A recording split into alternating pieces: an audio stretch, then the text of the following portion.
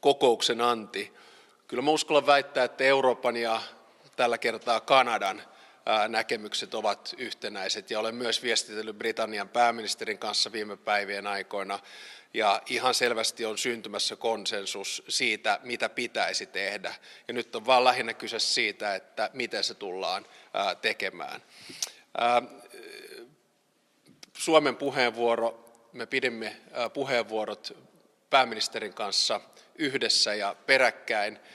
Itse keskustelin Suomen näkemykseen siitä, että tämä prosessi pitää vaiheistaa 3, eli asiat, joita tehdään ennen kuin tulitauko tai rauhanneuvottelut alkavat, asiat, jotka tehdään tulitauon jälkeen ja asiat, jotka tehdään rauhan prosessissa.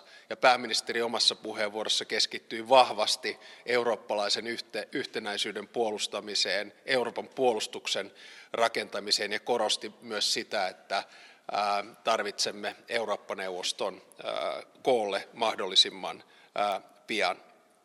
Juuri nyt Ukraina tarvitsee kaiken mahdollisen tuen ja Suomi tukee Ukrainaa kaikin mahdollisen keinoin, ja totean myös jo tässä vaiheessa, että Suomi tukee Ukrainan perustuslakia ja demokraattisesti valittua presidenttiä eli Volodymyr Zelenskiä.